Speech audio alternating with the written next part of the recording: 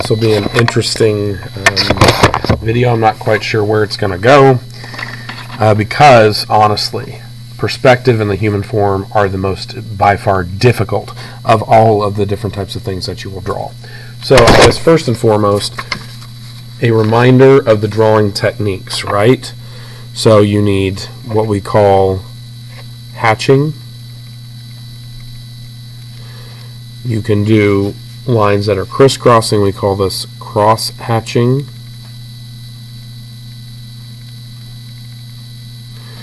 The scumbling technique or scribbling technique. The dotting technique, kind of associated with pointillism and paint, but it's what we call stippling.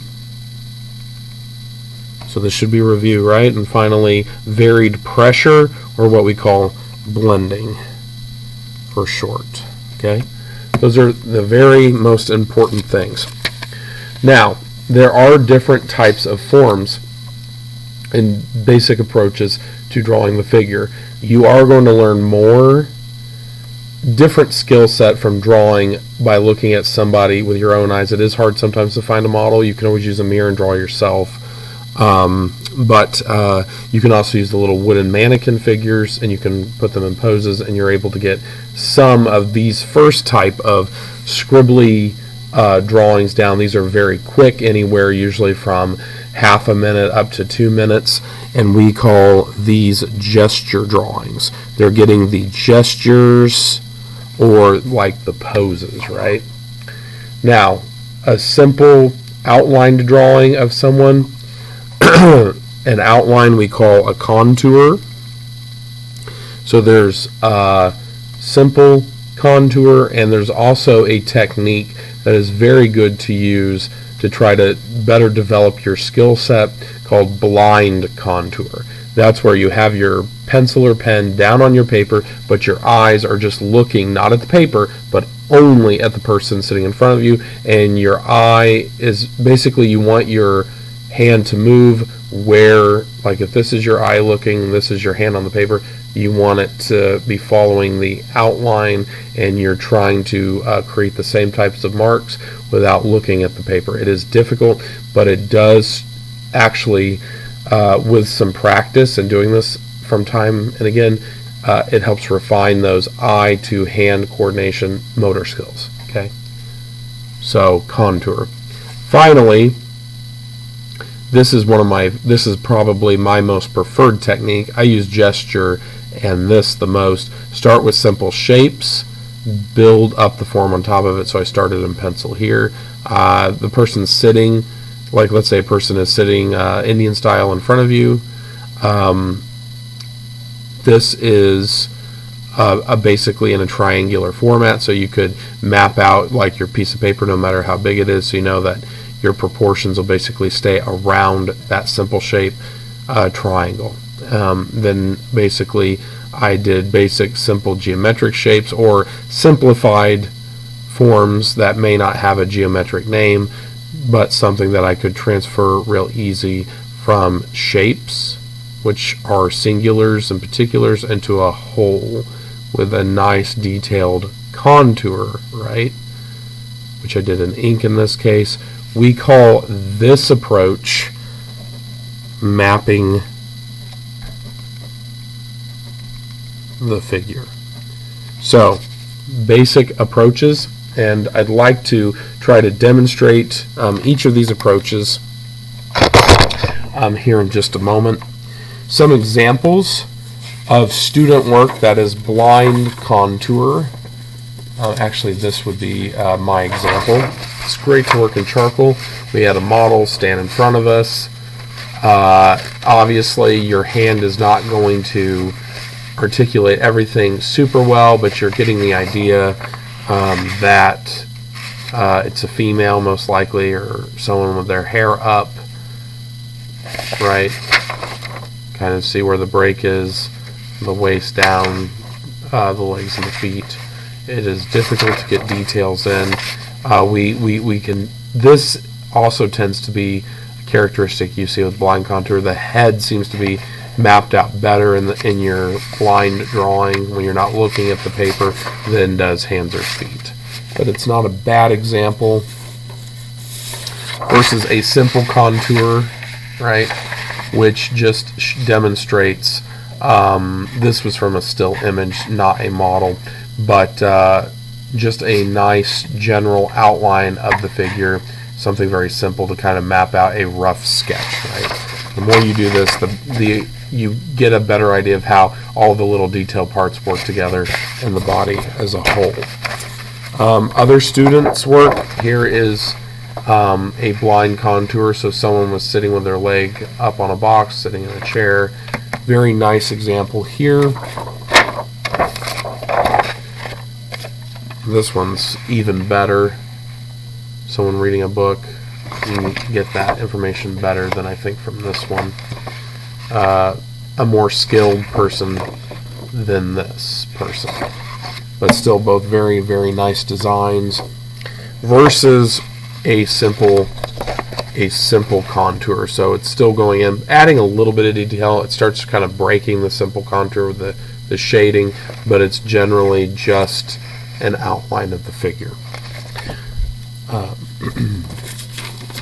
Some examples of a live model in my case,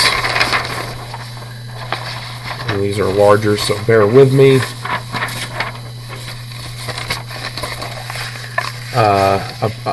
A male standing, leaning, trying to change the angle either where I'm sitting or have the model turn for you. You're able to figure out perspective with feet, trying to get an idea of the body mass. So this would not be a blind contour. These would be gestural drawings, right? These are looser gesture drawings, kind of get where the visual weight, like the body shifting, weight is more on one leg than another. But not bad examples. You can do a lot with a thick stick of graphite or charcoal. You get a lot of information down.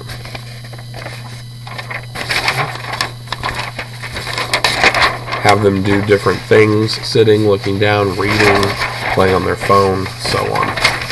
So that should hopefully give you all a good idea of where you could start for live figure drawing, or in our case for a short demo.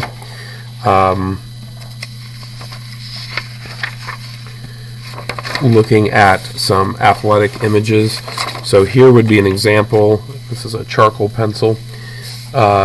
We have something that won't last more than about 30 seconds. So again, like with a gesture drawing, you might map out real quick where the visual weight would be, right? But doesn't need to be super detailed. Maybe give an idea that there's hair. Some people do the cross for the face, trying to get the idea of the hands. So this would definitely be a gesture drawing.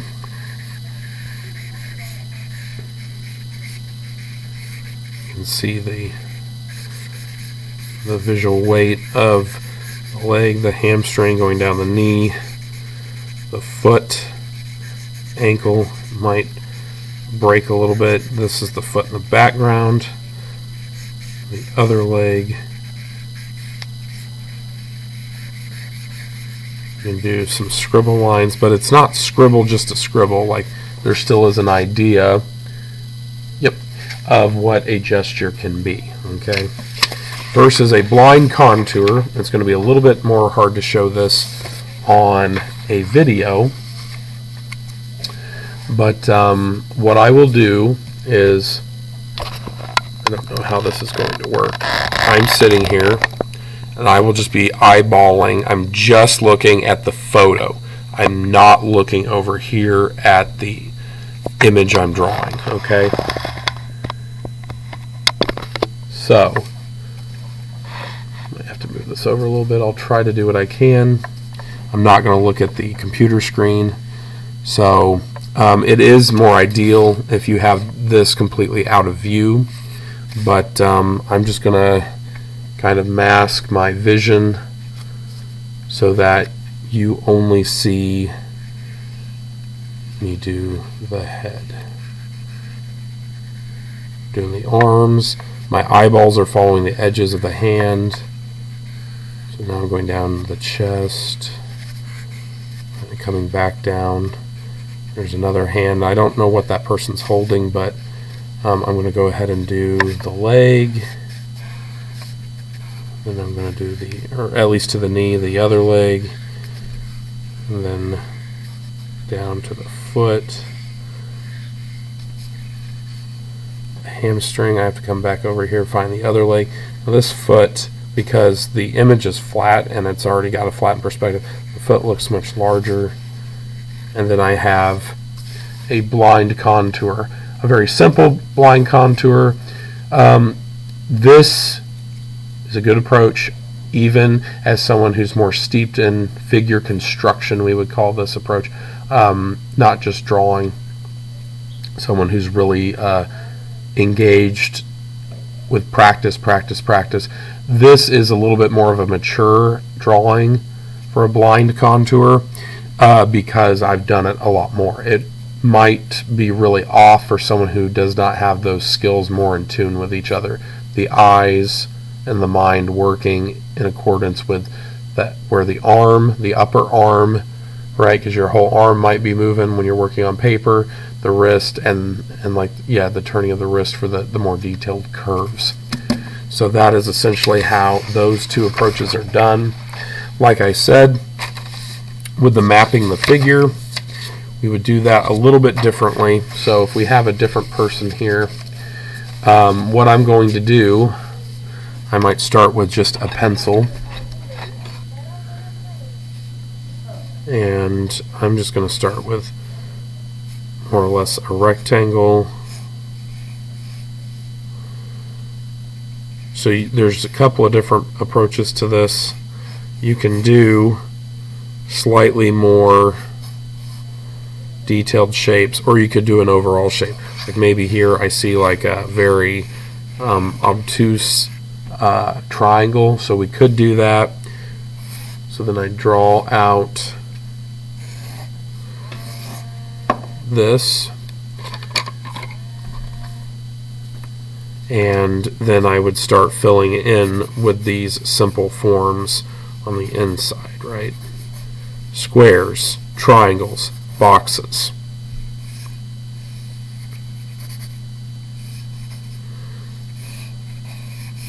Breaking the arms down in just simpler forms. Feet.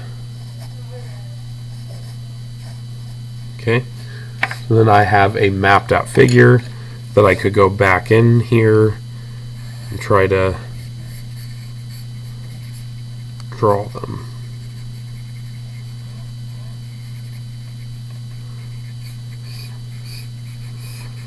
So I can use all these as a guide, and it just helps me keep things more in proportion.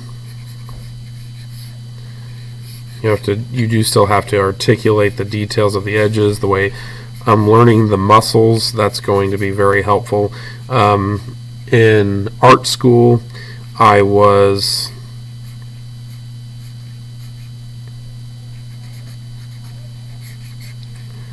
quizzed, tested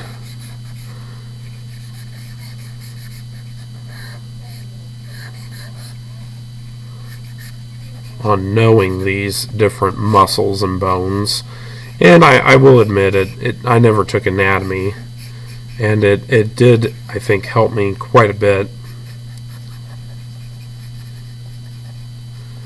figure out the figure. Now this figure is not accurate, so I'm going to adjust the contour a little bit.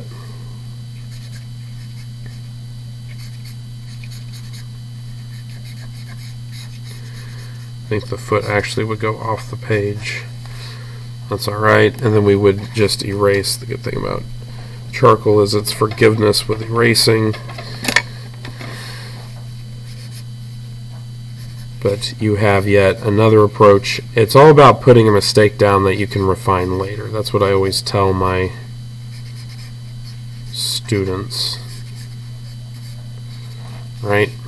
And then you can start detailing in what it is that you need to.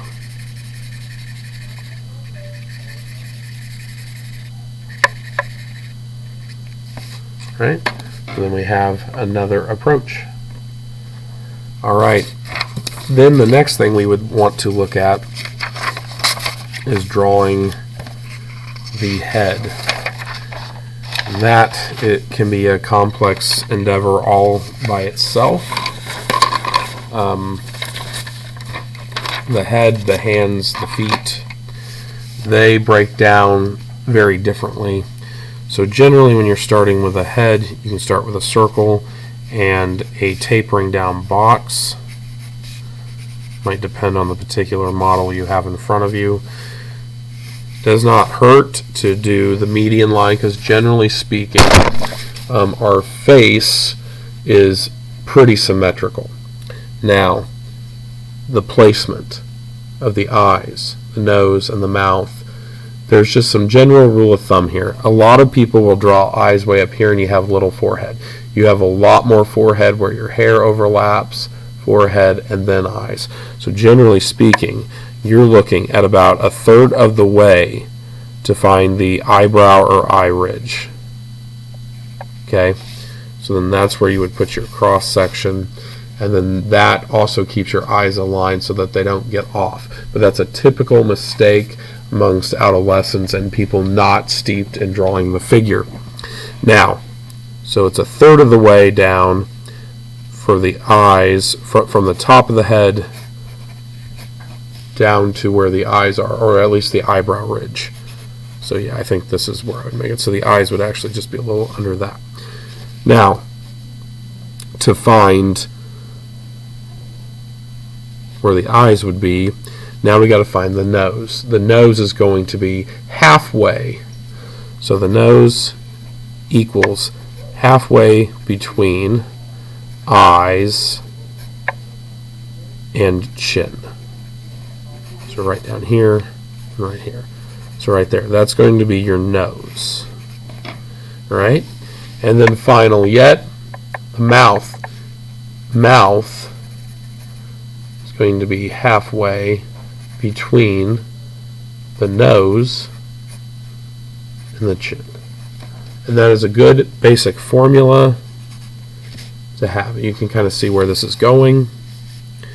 So let's just start with the eye. So we have our ridges here, which usually there's bone that protrudes out up here, right? The eyes would fall underneath it. Now, to get more realistic eyes, you don't just have a circle or even an oval. You generally have two lines that are cut off by skin that overlaps from that ridge, okay? So the eyelids, you really only see a little bit of it. Maybe you'll see all of it. That might be where your half oval is.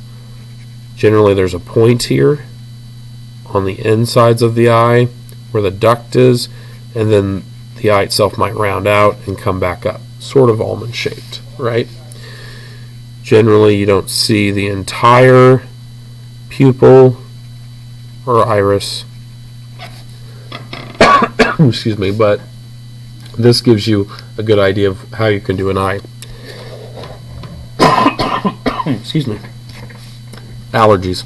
So, with the nose, this is not a bad way to do it. Do a rectangle right down the center, two boxes for the nostrils. You already have a nose mapped out. Then, what you can do, some people prefer circles, and you would do a larger circle at the tip of the nose, right? Generally there's planes here. Sometimes you have the lines that come down. Now the nose is a little complicated because usually everyone's nose is a little bit different, but you'll have a subtle curve and a low line. So it ends up being a wiggle line like this. Tip of the nose, and then where these curves come up, that's your nostrils, right? Sometimes there's more of a diamond shape to it. That's fine. One thing I didn't do is sometimes you have a bag under the eyes with age.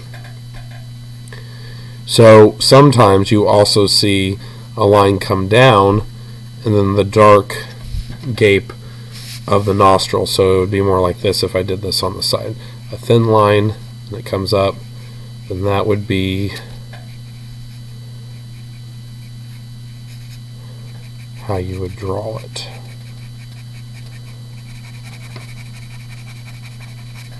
Right? And then we have a nostril. The mouth, follow that median line. Generally, you have a V where the top of the upper lip is.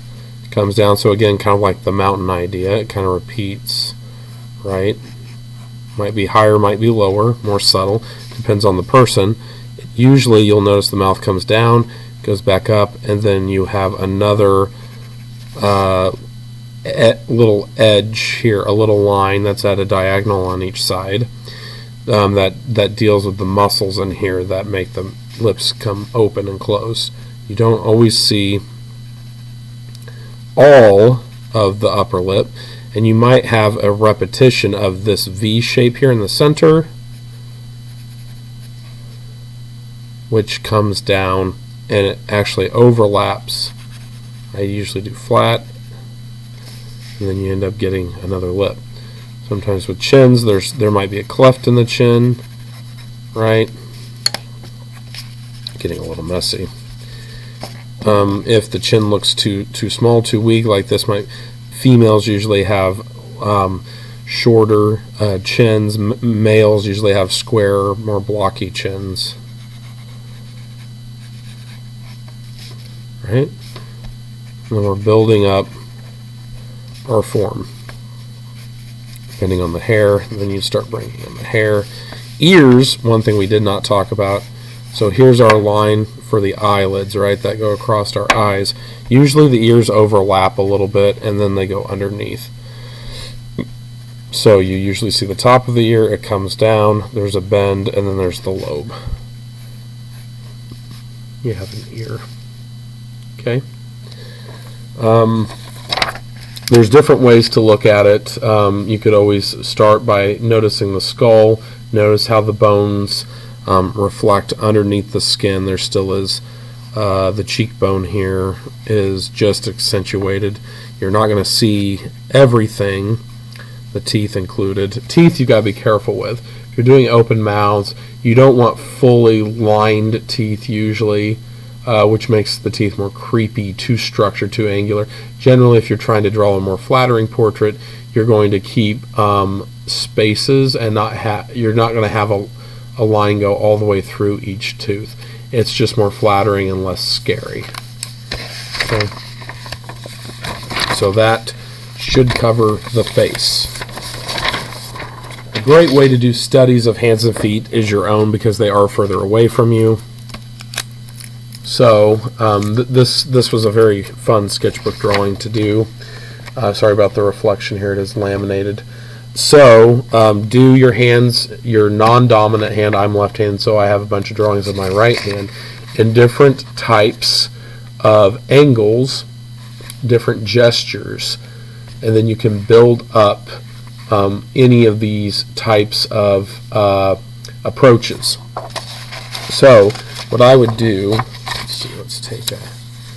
There are different ways. The hands and feet are complicated, but if I'm wanting to do something like, let's say this hand here, I could try to show you how I could sit my hand next to me, and then I'm just going to go ahead and start with simple shapes. So here's the overall hand. I'm just doing a circle. It's kind of hard to see with the reflection, isn't it? You can also do squares. If you want to do a square, that's fine. I might even use my pencil to get the angle. So like I'm looking at the angle of my thumb, and then I see that it's going like this. Tapers off. I might get the gestures too after I get the overall shape of where the fingers go. down. I know it looks kind of like a house or some weird shape right now, and it doesn't seem to make sense. Going from the tip of my finger to the concave joint here. But then I at least have guidelines. Now I might do stick figure fingers to start with, simple skeletons.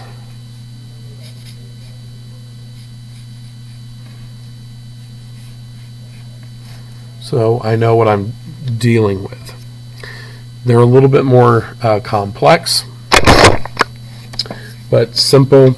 And then what I can do is I can actually draw joints on top of this. I can see where my thumb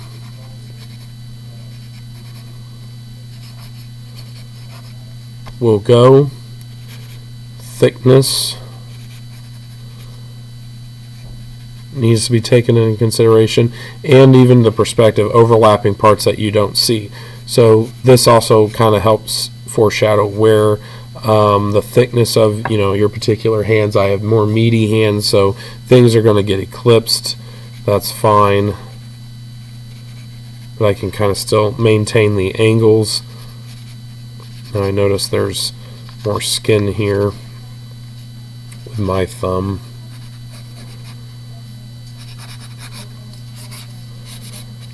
But now I have more and more and more. It's getting more and more particular as I go. For the sake of time here, I'm going to draw over this so that you can kind of see where each part is getting more complicated. I'm still always look back at your hand. Always, never for. That tends to be a common mistake for beginning drawers. You need to reference what you're looking at if you're going to learn. You start putting all of this into memory as you go, but until that time,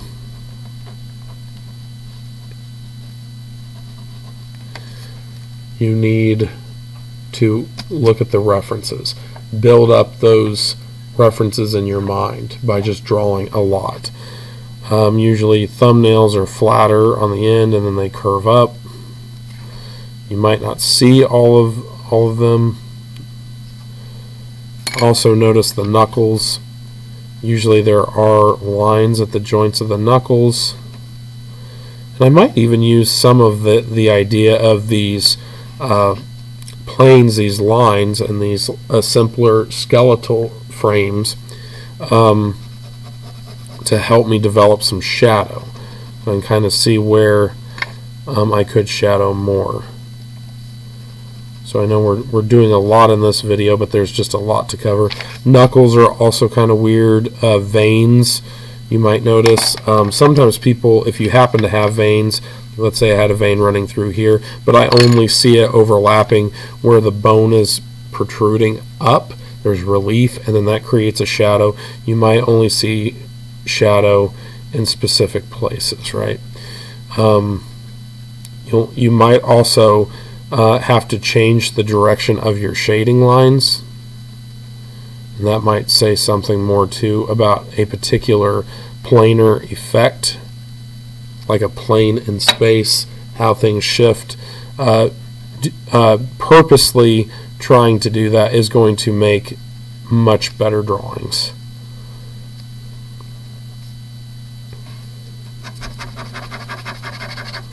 Not really satisfied with where the hand went, but it does give you an example of an approach that you can do. Feet are also really good to kind of think about and have in your mind. Notice how your leg looks with shoes or without shoes from different angles. So this would be more like working in a 360, right? This is probably more accurate. So this is like if my leg's bending behind me and I'm just looking back. Again, it's from your unique perspective where your eyes are in accordance to where your body is. This is, if if I'm sitting in a chair and I'm pushing my legs all the way out in front of me, they're going to look smaller, they're going to look more distorted, they're going to look further away. There's more room to push your feet in front of you versus behind you, right? Most of us are not that flexible. This is if I'm just opening my legs up, and then this here would be if I'm looking, at the bend of the knee down. So the top part of the leg before the knee is going to be larger, and because of perspective, things recede. The further away they get, the hamstrings down to the feet are going to be smaller. Okay. Doing simple sketchbook practices is going to be very, very beneficial, so that you can go in and you can start doing more complex types of drawings, start bringing in conceptual ideas, which might be very helpful as well. Charcoal, red charcoal, brown charcoal, white charcoal. Actually, none of those things are charcoal, but they go with it, right? Pastel sticks, essentially, are great ways to build up very detailed forms. Working with inks as well and graphite, you can start to do much more detailed work. Think about the shadows. Notice how the skin wrinkles. Notice, again, like the joints, the shadow around the joints, the shadow around thumbnails, creases and joints, hair on your arm as well. So I hope that this very basic approach is good. This leaves one more approach that is not direct observation for the figure, which is probably one of the most common approaches, which is a gridded figure. So that would be something like gridding out Mr. Peter Gabriel here, the musician, a found image in this case. Or in this case, a picture of Jacques Maritain, right? Printing it out, gridding it, so you can see how I'm doing a 1 by 1 inch square, and you want to make sure that everything's level. What I do is I make the notches going up on each side, notches going down, notches. So you go all the way around the 4 cardinal directions, and then you just take your ruler and line it up to get a perfect square, okay? And then you're able to, in this case, we're doing 1 by 1 inch and making a larger drawing 2 by 2 inches, and then I'm able to start mapping out a figure, and I can just focus on shading and developing it. I like having a reference that doesn't have lines on it as well, so you need a printer available to do this approach. And then eventually, here's an example of Mark Mothersbaugh. You get something with different pencils. Softer pencils, the B's, will give you the darker shades. H pencils give you those lighter shades. And you can easily blend with stumps or Q-tips. And you can get a really nice photographic portrait, and you just keep layering it. Blend it out, and then in this case I've layered it out, but you can still see I like the textures of the pencils cross-hatching I did on top. That's it.